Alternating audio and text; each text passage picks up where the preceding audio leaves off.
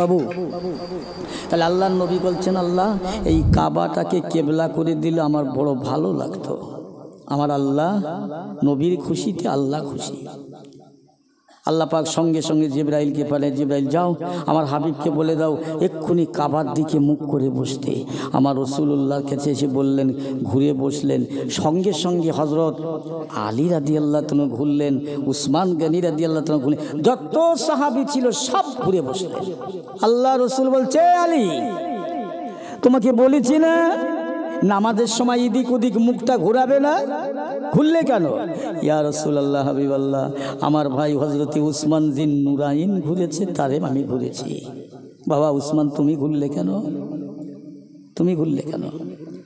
ইয়া রাসূলুল্লাহ হাবিবাল্লাহ, আমি উসমান গনি রাদিয়াল্লাহু তাআলা আনহু আমার ঘরবার আগে খলিফায়ে সানি ফারুকে আজম হযরত ওমর ফারুক রাদিয়াল্লাহু তাআলা আনহু ঘুরেছে, তবে না ঘুরলাম। জোরে বলুন সুবহানাল্লাহ। হবে না ঘুরলাম। বাবা ওমর তুমি ঘুরলে কেন? ইয়া রাসূলুল্লাহ হাবিবাল্লাহ, আমি আমিরুল মুমিনিন খলিফাতুল মুসলিমিন হযরত ওমর ঘোরবার আগে আমার বড় ভাই আবু বকর জ্ঞানে বড়, বয়সে বড়, আমলে বড়, শিক্ষায় বড়, দীক্ষায় বড়, আপনার বড় সাহাবা ইয়া রাসূলুল্লাহ হাবিবাল্লাহ, আপনার সাহাবী আবু বকর ঘুরেছে, আমি ওমর ঘুরেছি, আমি অত শত জানি না। আমার রাসূল বলছে, বাবা আবু বকর তুমি ঘুরলে কেন? ইয়া রাসূলুল্লাহ হাবিবাল্লাহ, অত জানি না, জানি না, জানি না, জানি না। কাবার কাবা, কেবলার কেবলা, নবীদের ইমাম, ইমামদের নবী, এই রাসূলে পাক রাহমাতাল লিল আলামিন আপনি ঘুরেছেন, আমি আবু বকর অত জানি না। আপনি ঘুরেছেন, আমি আবু বকর ঘুরেছি। একবার জোরে বলা যাবে না সুবহানাল্লাহ? সব ঘোরার আগে আপনি ঘুরেছেন, আমি অত জানি না। আমি আবু বকর না ঘুরে পারি? এটাই ছিল নবীর সম্মান, এটাই ছিল নবীর ভালোবাসা। আল্লাহ রসুলকে এত ভালোবাসতেন, এত মহাব্বত করতেন। আপনি কি পারবো? যতটা পারা যায়, যতটা হয়। ও মুসলমান ইমানদারেরা, আল্লাহওয়ালা গণেরা, দেয়ার মুসলমানেরা ভালো করে শুনুন। কোন নবী, কোন রাসূল, কোন নবী আদা মজলিস করেছেন, কাজকে কোন নবীর জন্য আমরা এখানে বসলাম? আমার আপনার নবী, দয়ার নবী, রাহমাতাল লিল আলামিন, হাবিবুল্লাহর দরবারে 1 তারিখে জিবরাইল আলাইহিস সালাতু ওয়াস সালাম এসে সালাম দেন, আসসালামু আলাইকা ইয়া রাসূলুল্লাহ হাবিবাল্লাহ। ওয়া আলাইকুম আসসালাম। জিবরাইল কি মনে করে, ইয়া রাসূলুল্লাহ হাবিবাল্লাহ আপনার কাছে এসেছি, একবার বলুন আমি জিবরাইলের বয়স বেশি না আপনার বয়স বেশি? আল্লাহর নবী বললেন, জিবরাইল তুমি বলো কার বয়স বেশি? ইয়া রাসূলুল্লাহ হাবিবাল্লাহ, আমি আমার বয়সের ঠিক সন্ধান না বলতে পারলে, তবে আমি একটা কথা বলতে পারি, ইয়া রাসূলুল্লাহ হাবিবাল্লাহ, আমি আল্লাহ পাকের আরশ মাকামে একটা তারা উঠতে দেখতাম। ওই তারাটা জ্যোতির্ময় তারা, সুন্দরময় তারা, ওই তারাটা এত জ্যোতির্ময় তারা, ওই তারাটা একবার দেখতাম আমি জিবরাইল, একবার দেখতে দেখতে দেখতে দেখতে 70,000 বছর পার হয়ে যেত। আবার যখন আমার চোখের আড়াল হয়ে যেত, 70,000 বছর আর দেখতে পেতাম না। আমি জিবরাইল ওই তারাটা 1 বছর নয়, 2 বছর নয়, ওই তারাটাকে আমার জিন্দেগিতে, ওই তারাটাকে আমি জিবরাইল 72,000 বার দেখেছিলাম। জোরে বলেন না সুবহানাল্লাহ? 1-2 বছর নয়। আর কি দেখতে পাচ্ছ জিবরিল? না। আচ্ছা ওই তারাটা যখন দেখতেন কি দেখতে পেতেন? ইয়া রাসূলুল্লাহ হাবিবাল্লাহ, ওই তারাটার মাথায় একটা টুপি দেখতে পেতাম, গলায় একটা মতির মালা, 2 কানে 2 দুল। ও জিবরাইল, ওই তারাটাকে তারা দেখেছ, ওই তারাটা অন্য কোনো কিছুই নয়, ওটা দুনিয়ার কোনো তাল্লা, কোনো তারা নয়। আমি রাসূলুল্লাহ, আল্লাহ পাক আমার নূরকে তৈরি করে, আমার জ্যোতিকে তৈরি করে আল্লাহ তৈরি করেছিলেন। আমার মাথায় যে টুপিটা দেখতে পেতে, ওই টুপিটা হলো আমার আলী রাদিয়াল্লাহু তাআলা আনহু। আল্লাহ পাক আমাকে এলেমের শহর করে বানিয়েছে, আর আমার আলীকে এলেমের শহরের দরজা করে পাঠিয়েছে। জোরে বলেন না, আর একটু জোরে হবে না?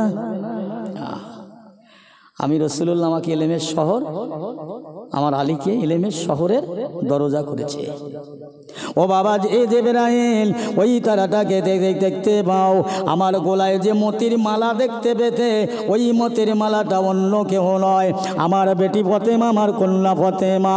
ও জিবরাইল, ওই গলায় ওই যে দুই কানে দুটো দুল দেখতে পেতে, ওই দুটো দুল অন্য কেউ নয়, আমার ফতেমার কলিজার টুকরা আলীর দুই বেটা, আমার নানা ভাই ইমাম হাসান আর হোসাইন।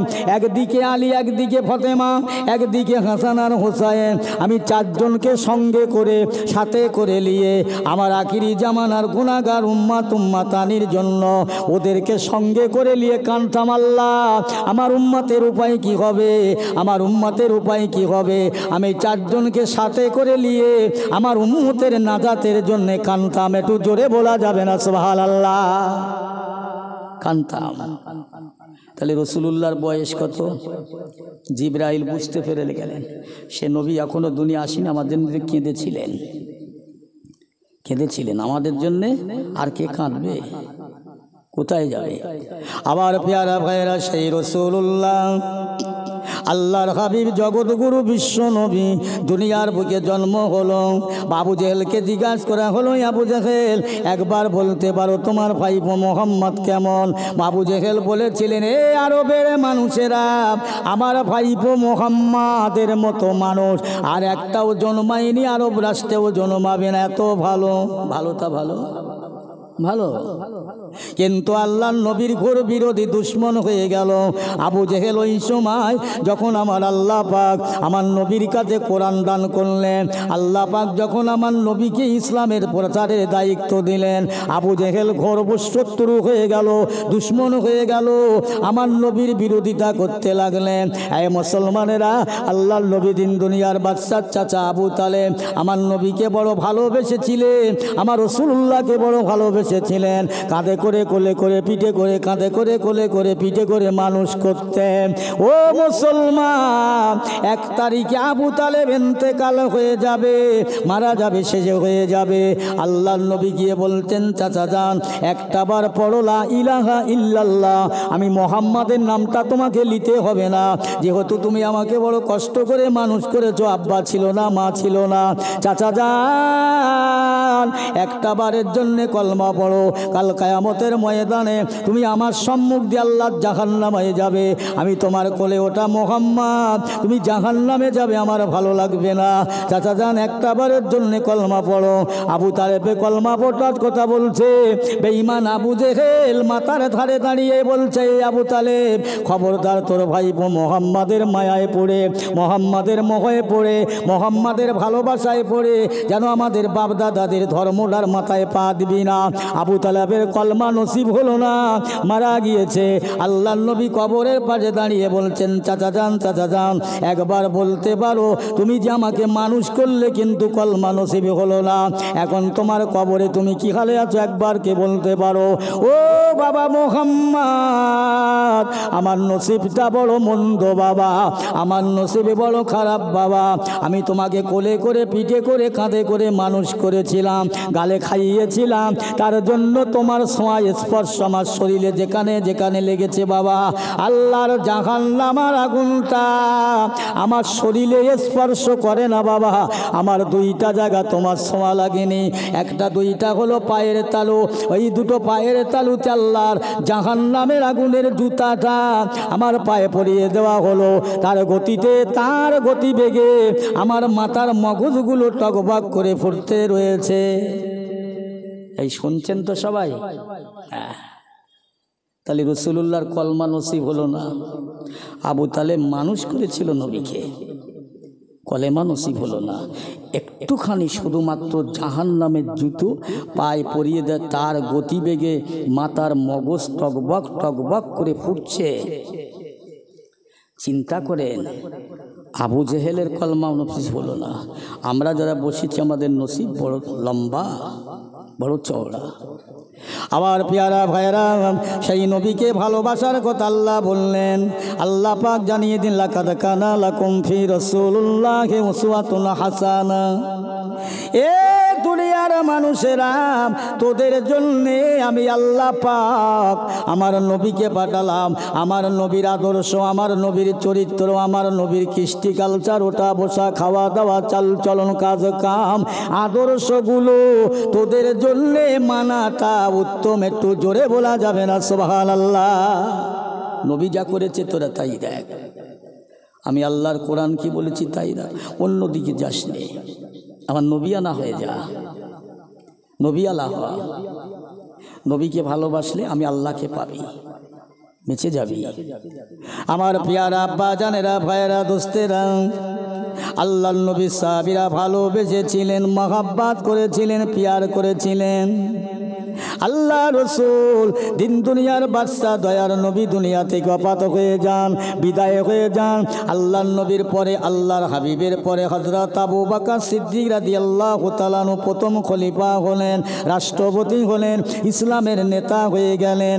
এদিকে আবু বকর মদিনার মানুষদের ডেকে বললে, ও মদিনার মানুষেরা, ও মদিনাওয়ালারা, ও আল্লাহ রসুলের সঙ্গী সাথীরা, আমি আবু বকরের দুটো কথা শুনে রেখে দাও। আমি আবু বকরের দুটো কথা তোমরা শুনে নাও। আমি আবু বকর দুনিয়া থেকে মারা যাব, মরে যাব, ওফাত হয়ে যাব। আমার মরণের পরে আমার লাশটা তোমরা গোসল দেবে, কাফন পরাবে, জানাজা পড়লে পড়তে পারো, তবে আমার কবরটা তোমরা তৈরি করবে না। আমি আবু বকরের লাশটা নিয়ে আল্লাহ রসুলের গেটের সামনে রেখে দিয়ে আল্লাহর নবীকে সালাম দিয়ে বলবি, ইয়া রাসূলুল্লাহ, হাবিবাল্লাহ, আজ আপনার আবু বকর দুনিয়া থেকে ওফাত হয়ে গেছে, বিদায়। সে যে আপনি জাহান্নামের ভয়ে করে, সে যে আপনাকে বড় ভালোবাসে, তার মনের বড় তামান্না, মনে বড় আশা, সে আপনার পাশে থাকতে চায়। ইয়া রাসূলুল্লাহ, যদি আপনার কোন রহমতি হাত দিয়ে যদি আপনার মাজারের গেটটা খুলে যায়, কিংবা এমনি খুলে যায়, আপনার আবু বকর সাহাবীকে আপনার পাশে দাফন করব। আর যদি আপনার কিনা যদি খবরদার ও আমার সাহাবীরা, আমার রাসূলুল্লাহর মাজারের গেটের দরজা যদি এমনি না খুলে যায়, তোমরা হাত দিয়ে খুলবে না, আমার লাশটা জান্নাতুল বাকিয়াতে দাফন করে দেবে। এই মতো অবস্থায় আল্লাহর নবী সাহাবী আবু বকর দুনিয়া থেকে বিদায়, ওফাত হয়ে গেছে। সাহাবীরা সেই মতো কাজ করলেন। আবু বকরের লাশটা গোসল দিয়ে, কাফন পরিয়ে, জানাজা পড়ে আল্লাহর নবীর মাজারের সম্মুখে রেখে দিয়ে রাসূলুল্লাহ সাহাবীরা সম্মানের সঙ্গে, আদবের সঙ্গে সালাম দিয়া, রাসূলুল্লাহ, হাবিবাল্লাহ, আপনার আবু বকর আর দুনিয়ায় নাই, আপনার আবু বকরের মনে বড় আশা, আপনার পাশে থাকতে চায়, জাহান্নামের বড় ভয় করে, কবরের বড় ভয় করে। ইয়া রাসূলুল্লাহ, হাবিবাল্লাহ, আপনার মাজারের দরজাটা যদি খুলে যায়, আপনার সাহাবী আবু বকরকে আপনার পাশে দাফন করব, নইলে জান্নাতুল বাকিয়াতে দাফন করব। আল্লাহর নবীর সাহাবীরা এইভাবে বলতে বলতে দেখা যায় আল্লাহর নবীকে বলার সঙ্গে সঙ্গে ওই মাজারের দরজাটা এমনি এমনি খুলে যায়। জোরে বলুন, এমনি খুলে গেলেন। সাহাবীরা সব আবু বকরের জন্য আল্লাহ রসুলের পাশে কবর খনন করলেন। আমার নবী হায়াতুল নবী, জিন্দা নবী। আল্লাহ রসুল মাজার থেকে বলতে লাগলেন, এই মদিনাওয়ালারা, মদিনার মানুষেরা, দাও দাও দাও দাও, আমার আবু বকর ছিল এতদিন দুনিয়ার বন্ধু, দুনিয়ার সঙ্গী, দুনিয়ার ভালোবাসা, আজ আমার আবু বকর হয়ে গেল আমি রাসূলুল্লাহ, আমার আখিরাতের বন্ধু, আখিরাতের সঙ্গী, দাও দাও, বন্ধুর পাশে বন্ধুকে তোমরা দাফন করে দাও। জোরে বলা যাবে না সুবহানাল্লাহ? দাও, আমার বন্ধুকে আমার পাশে দাফন দাও। এই নবীর সঙ্গে যারা বেয়াদবি করেছে না, নবীকে যারা ছোট করেছে, আল্লাহ তাদের চোখে আঙুল দিয়ে দেখিয়ে দিয়েছে। আল্লাহ রসুলকে আল্লাহর হাবিব মেয়ারাজ থেকে ঘুরে আসলেন, মক্কা মদিনা শরীফে খবর হলো, একটা ইহুদি বললে হয় নাকি? এটা হয়? এটা বাস্তব, অবাস্তব, এটা কল্পনীয়।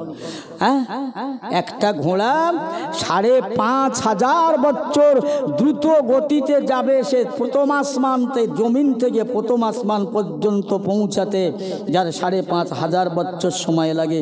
অতএব মোহাম্মদ এই 7 তবক আসমান তয় করে মেয়ারাজে গিয়েছে আর এসেছে, এটা কি মানা যায়?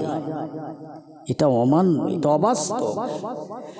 ইহুদি বাজার থেকে মাছ কিনে বাড়ি এনে তার বিবির সঙ্গে এই গল্পটা করছে, এটা অবাস্তব না বিবি? এটা হয়? বিবি বলছে যাও তুমি তোমার কাজে চলে যাও। উনি কি করলেন, হাতে করে লুঙ্গি নিয়ে পুকুরে গেলেন ডুব দিতে, গা ধুতে গেলেন।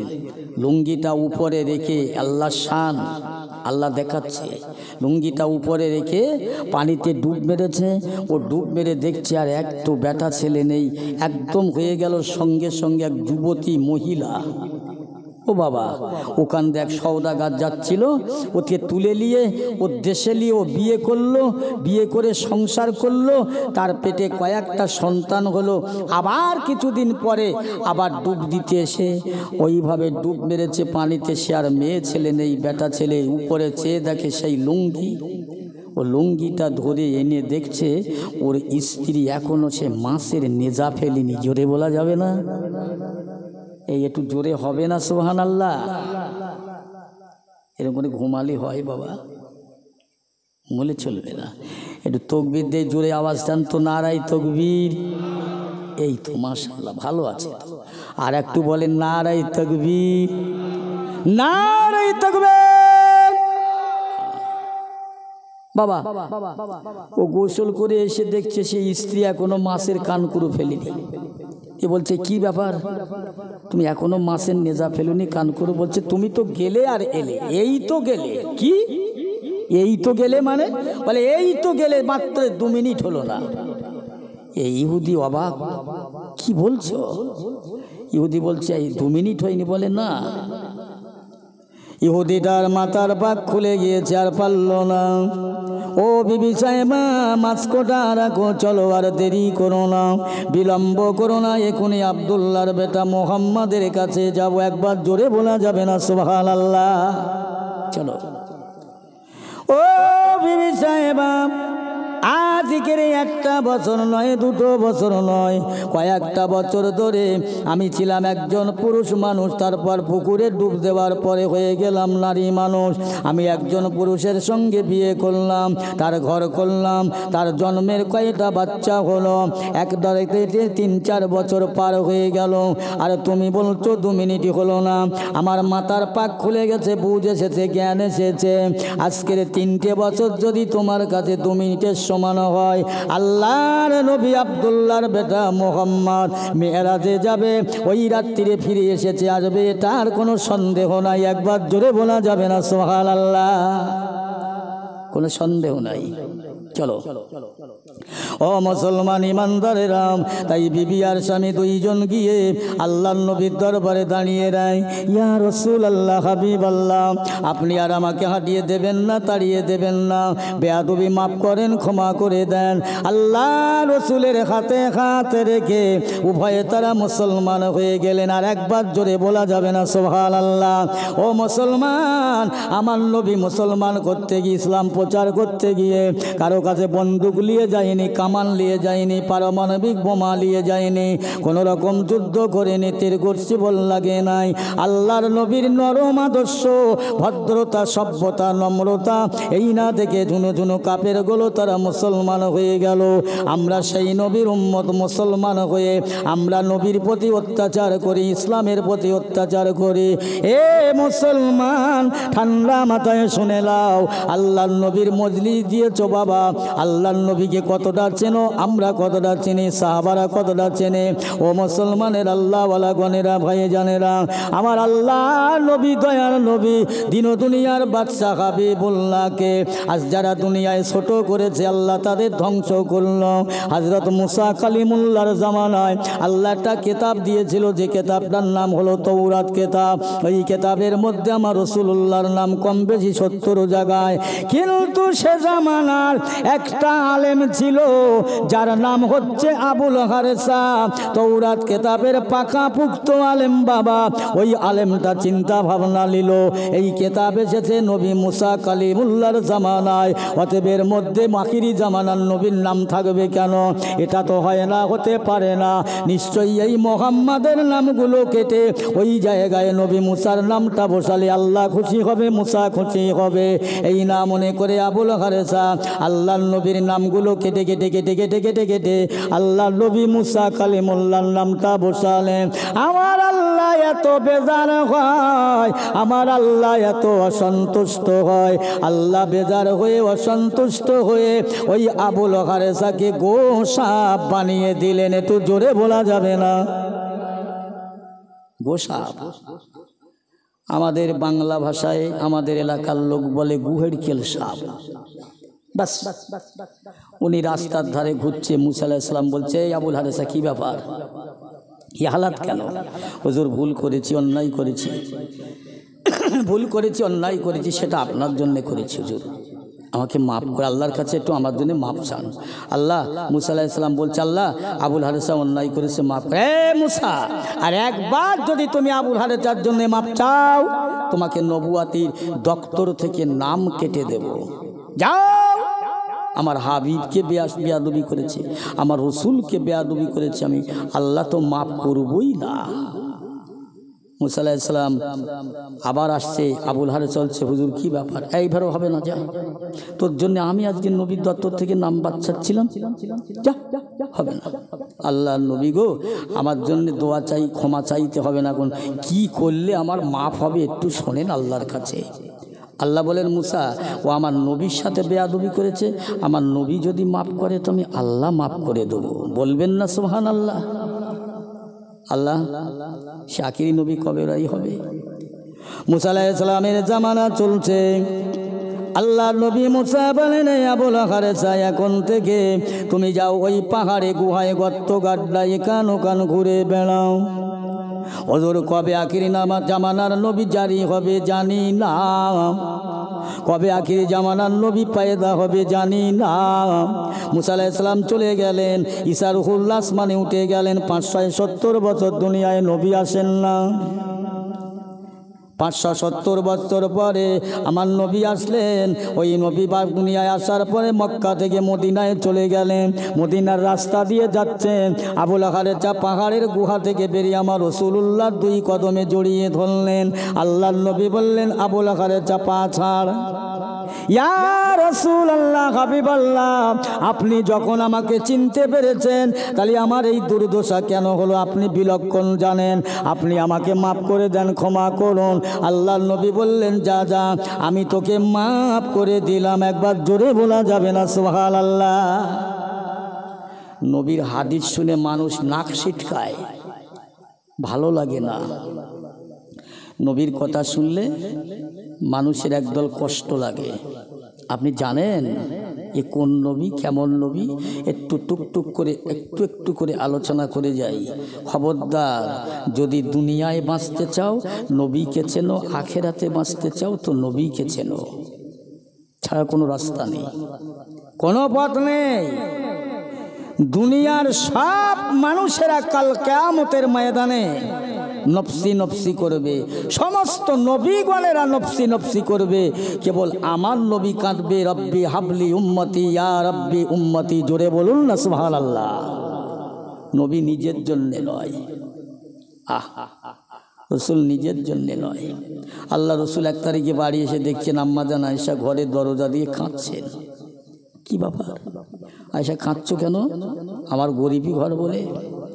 ইয়া রাসূলুল্লাহ, হাবিবাল্লাহ, আমি আয়েশাকে মাফ করবেন, ক্ষমা করবেন। আপনার ঘরে অভাব বলে কাঁদি না, তবে আয়েশা কেন কাঁদো? আমার ঘরে ভালো কাপড় দিতে পারি না বলে কাঁদছো, খুশি নয়। ইয়া রাসূলুল্লাহ, হাবিবাল্লাহ, আমাকে মাফ করবেন, আপনার অভাবের ঘর বলে খাওয়া হয় না বলে কাঁদি না, ভালো কাপড় নাই বলে কাঁদি না। ইয়া রাসূলুল্লাহ, হাবিবাল্লাহ, আমি কেন কাঁদি আপনার সঙ্গে বলবো। আয়েশা বলো না, ইয়া রাসূলুল্লাহ, হাবিবাল্লাহ, আমি আয়েশা আমার রান্নাঘরে আমি রান্না করছিলাম, রান্না করতে করতে করতে করতে ওই রান্নাঘরের উনুনের আগুন আমি আয়েশা আমার গায়ে জাররা পরিমাণ লেগেছে, এই দেখেন না ফসকা পড়ে গেছে, কালো হয়ে গেছে। ইয়া রাসূলুল্লাহ হাবিবাল্লাহ, ওই আগুন আমার গায়ে পড়েছে, জ্বালা করছে। আমার মনে হয়ে গেল আমি আয়েশা, এই আগুনটা যদি এত তেজ, এত জ্যোতি, এত ক্ষুব্ধ হয়, এত জ্বালা করে, আমার নবী পাকের গুনাহগার উম্মতেরা জাহান্নামে পড়বে, কত কষ্ট হবে। ইয়া রাসূলুল্লাহ হাবিবাল্লাহ, আমি আয়েশা আপনার উম্মতের কথা জেনে কাঁদতে রয়েছি। একবার জোরে বলা যাবে না সুবহানাল্লাহ? আল্লাহ রসুল আল্লাহর হাবিব বসে আছে, আমার নবীকে বলছেন, ইয়া রাসূলুল্লাহ হাবিবাল্লাহ, কায়ামতে তো বহু মানুষ থাকবে, কায়ামতের মাঠে কোটি কোটি মানুষ, অসংখ্য মানুষ, অগণিত মানুষ। হুজুর, সেদিন আপনি আপনার উম্মতকে চিনবে কিভাবে? আদম আলাইহিস সালাম থেকে নিয়ে যত নবী রসুল এসেছে, সকল নবী রসুলদের উম্মত থাকবে, আপনার উম্মত থাকবে, আপনি আপনার উম্মতকে চিনবেন কিভাবে? আম্মাজান আয়েশা আমার রসুলের কাছে বলছেন, আপনি আপনার উম্মতকে চিনবে কিভাবে? আল্লাহ রসুল বলছেন, আয়েশা বলো তো, 1 লক্ষ কালো ঘোড়ার মধ্যে যদি 2 লক্ষ সাদা ঘোড়া ছেড়ে দেওয়া হয়, ওই সাদা ঘোড়া কালো ঘোড়ার মধ্যে থেকে চিনে চিনে বার করা যায় কি না? জি হ্যাঁ ইয়া রাসূলুল্লাহ। তবে আল্লাহ রসুল আল্লাহর হাবিব বলেন, আয়েশা কাল কিয়ামতের দিনে আমি আমার উম্মাতানিদের চিনব কেমনে শুনে নাও। আমার উম্মতে মুহাম্মাদিরা দুনিয়ার জগতে মসজিদে যখন আজান দেবে, মুয়াজ্জিন আজান দেবে, মুসল্লিরা গুটি গুটি গুটি গুটি পায়ে পায়ে পায়ে পায়ে পায়ে পায়ে মসজিদে চলে যাবে। নামাজের আগে তারা ওযু করবে, পাক হবে, পবিত্র হবে। ও আমার আয়েশা, তারা ওযু করবে 5 ওয়াক্ত নামাজের আগে। আমার আল্লাহ তাআলা ওই ওযু করা আমার উম্মতের, নামাজি আমার উম্মতের, ওই যে পর্যন্ত পানি দিয়ে ওযু করবে, ওই পর্যন্ত আল্লাহ পাক আমার উম্মতে মুহাম্মাদের চেহারা দিয়ে নূরের ঝলক জারি করে দেবে। আমি রাসূলুল্লাহ আমার উম্মতকে সহজে চিনে নেব। একটু জোরে বলা যাবে না সুবহানাল্লাহ? নামাজ পড়বে যারা, নামাজের আগে ওযু করবে যারা, আমি চিনে নেব আমার উম্মতের, কোনো চিন্তা নেই। তাহলে আমার সেই নবীর উম্মত মুহাম্মাদিয়া। আমার পেয়ারা ভাইয়ের আব্বা জানেরাম, আমি যে কথা বলতে যাচ্ছিলাম, আল্লাহ পাক কোরআন পাকের মধ্যে বললেন, বান্দা তোমরা যদি আমাকে বিশ্বাস করো, আমি আল্লাহকে বিশ্বাস করো, আমার ভয় করো, ভয় করবার মতো ভয় করো। ও মুসলমান ইমানদার, ভয় করেছিলেন যারা, তাদের কথা একটু আলোচনা করে যায়। আল্লাহর নবী সাহাবী হযরত উসমান জিন নুরাইন রাদিয়াল্লাহু তাআলা আনহু, আল্লাহর নবী যখন মদিনার বাজারে যেতেন, মক্কার বাজারে যেতেন, কাঁদতেন না। কত জায়গায় যেতেন হুজুর, কাঁদেন না। যেই না জান্নাতুল বাকিয়া, জান্নাতুল মুআল্লার কাছে যেতেন, হুজুর দাঁড়িয়ে দাঁড়িয়ে এত অধর নয়নে কাঁদতেন, কাঁদতে কাঁদতে চোখের পানিতে দাঁড়িয়ে টপ টপ টপ টপ করে পানি পড়ে। মদিনার মানুষেরা উসমান জিন নুরাইনকে জিজ্ঞাসা করলেন, ও ভাই উসমান জিন নুরাইন, আল্লাহর নবী আপনার জান্নাতের সার্টিফিকেট দিয়ে গেলেন, বেহেশতের টিকিট দিয়ে গেলেন, তবু আপনি কাঁদেন কেন, কাঁদছেন কেন? হযরত উসমান জিন নুরাইন বলেছিলেন, ও মদিনার মানুষেরা, নবী আমার জান্নাতের টিকিট দিয়েছে, সার্টিফিকেট দিয়েছে, কথাটা ঠিক অতি বাস্তব, কিন্তু নবী আমার কবরের সার্টিফিকেট দেন নাই, নবী আমার কবরের সার্টিফিকেট দেন নাই। আমার নবী বলেছেন কবর হবে এটা জাহান্নামের গাড্ডা, জাহান্নামের গর্ত। ও মদিনার মানুষেরা, আমি উসমান জিন নুরাইন, আমার এই জন্যে কান্না আসে। মদিনার মানুষ, মদিনায় গেলে লোক পাবো, সঙ্গী পাবো, মক্কায় গেলে লোক পাবো, সঙ্গী পাবো, দুনিয়ায় যেখান যাব সঙ্গী পাবো, সাথী পাবো। আমি উসমানের কবরে কাউরে পাবো না। আমার কবর কি হবে এই না মনে করে কবর দেখলে আমার কান্না আসে। জোরে বলা যাবে না? জান্নাতি মানুষ। দরুদ আল্লাহুম্মা।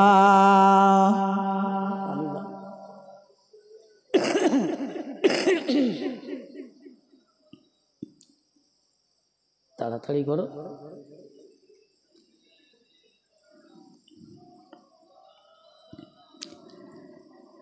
আমি যদি আরব হতাম, মদিনার ওই পাক, ওই পথে চলিতেন আমার নূর নবী হযরত। আল্লাহুম্মা, জোরে জোরে পড়েন।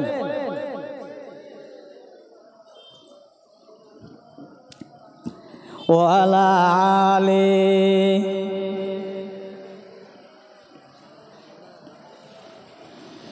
কার কথায় দেয় ব্যথা প্রাণে সহে না, কার কথায় দেয় ব্যথা প্রাণে সহে না, সে যে মোরে নূর নবী মদিনার ময়না। আল্লাহুম্মা সাল্লি আলা,